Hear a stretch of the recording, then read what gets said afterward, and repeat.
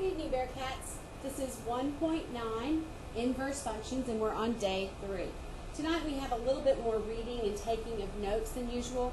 I'm going to read through these with you and explain a few things, but I really think you need to read them carefully and write them down. I would paraphrase them in your own words if it were me.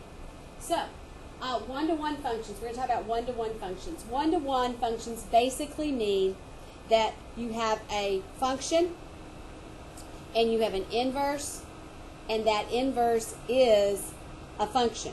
We talked about today how to determine that lots of things can have inverses, but not every inverse is a function. So if the original equation is a function and the inverse is a function, then they are considered one-to-one. There's a really easy geometric way to determine that, and it talks about that in here, and that is called the horizontal line test. And you're very familiar with the vertical line test, testing for a function. So the horizontal line test lets us know if our inverse is a function. And we're going to look at that on a graph in a minute. The horizontal line test for inverse functions. If function f has an inverse function, if and only if no horizontal line intersects the graph at more than one point. That's the same test that we use as vertical line test, but it's a horizontal line with the same premise. I'm going to scroll up here. One-to-one functions. One-to-one functions. This is also really important. Excuse me. The function f is one-to-one if each value of the dependent variable corresponds to exactly one value of the independent variable. And a function f has an inverse if and only if it is one-to-one. Okay? A function has an inverse function. Okay? It's that word function that we need to pay close attention to.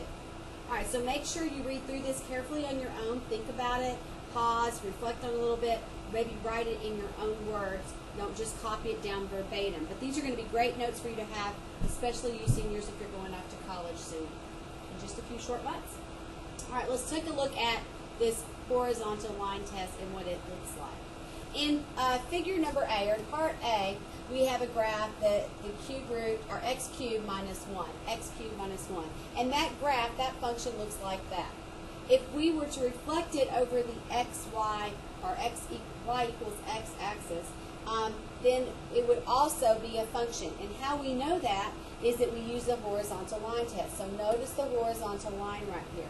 If you moved your horizontal line downward through the graph, there would only be one point underneath that graph. It's the same thing as when we do the vertical line test.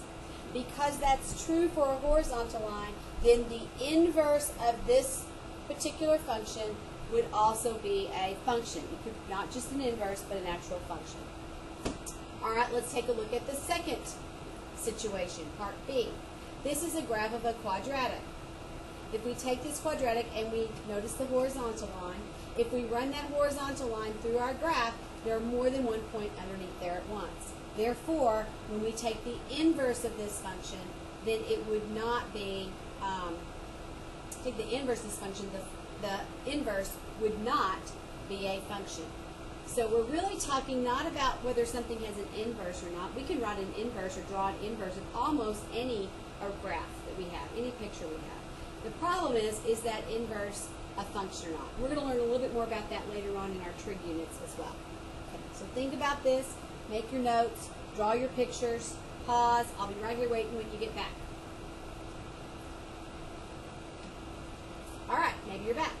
All right, the next thing I want to talk about is these are actual problems from your homework tomorrow, or for your classwork tomorrow, and I want to talk about them and how to set them up. So you're looking here at these 3 problems and these 2 problems tomorrow. We're only going to do the odds.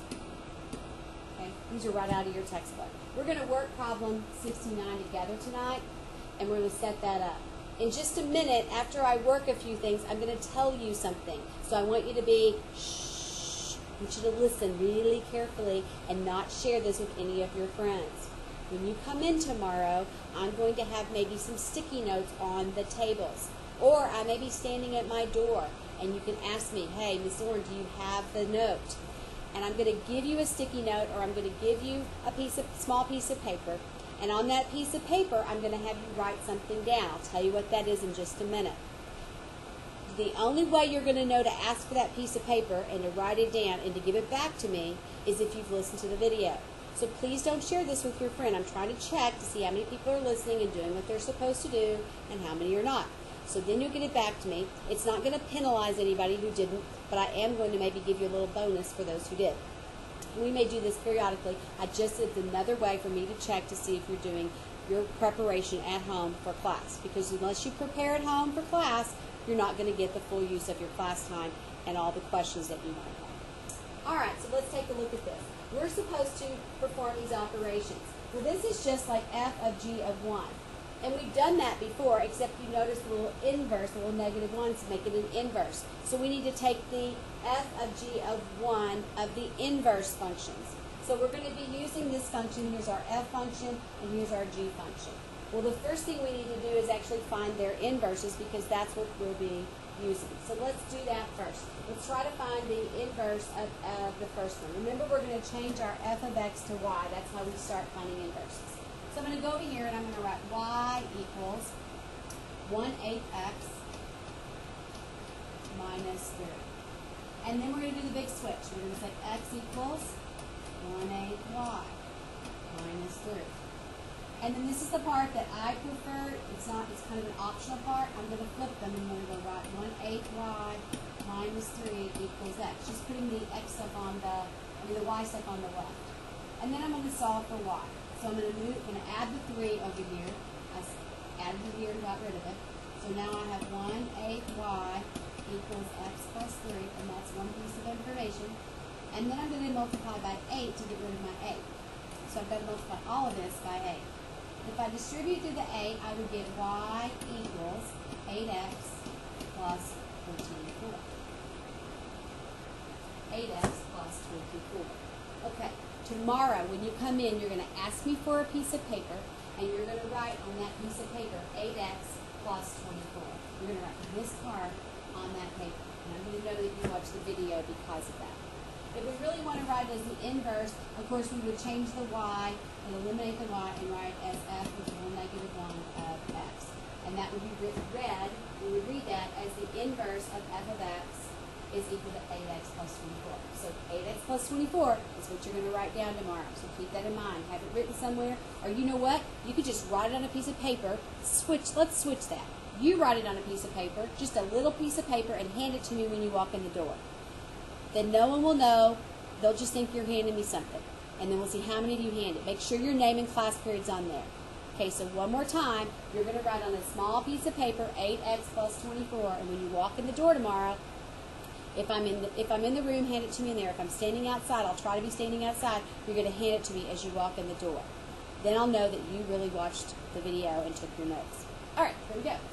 So we also need to find the inverse of g of x. So we're going to first start out with y equals, instead of g of x cubed. And we're going to do the big switch. We're going to go x equals y cubed. And then the optional part, I'm going to switch it y cubed equals x. And then I'm going to take the cube root. When I take a cube root, do I need a plus or minus? Hopefully you said no, only when you take even roots. So the cube will cancel the cube root out, and all of a sudden you have y equals the cube root of x. Or g negative 1 of x, the inverse of g of x, is the cube root of x. So that's our inverse function. All right, for number 69, we're actually going to go fog. So we're going to f of g of, instead of x, it's of 1. So we're basically taking the g function and plugging it into the f function, except before we do that, we're going to put a 1 in for x in the g function. So our g function, remember, is the cube root of x, but now our x value is 1. So I'll have the f right here. So the cube root of 1 is actually just 1. So we really have f of 1 as well. So we now go to our, and all this is an inverse. I didn't write all the inverses. All these are on the inverses. So I have the inverse f of x is equal to,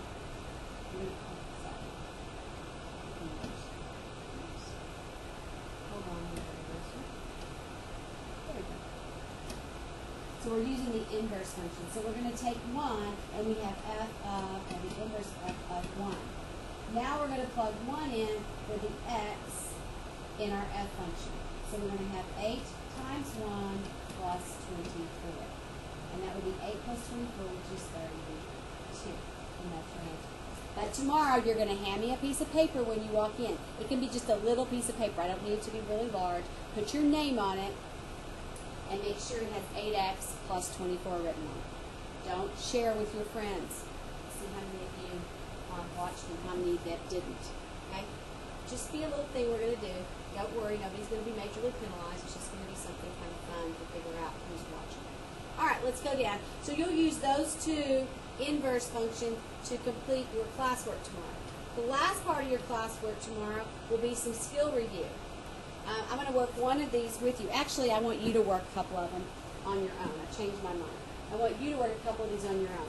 These are all review, and these are all really just solving for 0. So you can factor, use the quadratic formula, complete a square if you remember how, to solve these. These are all quadratics, and they're really, really important that you practice them for some things that are coming up. So you can do, if you want to get ahead tonight, you can work on these this evening since they're already on the video, or you can wait and work on them in class tomorrow after you finish the other inverse classwork. All right, that's really it for the night. I hope you have a great evening, and I'll see you with your little piece of paper tomorrow. Night, Bearcats.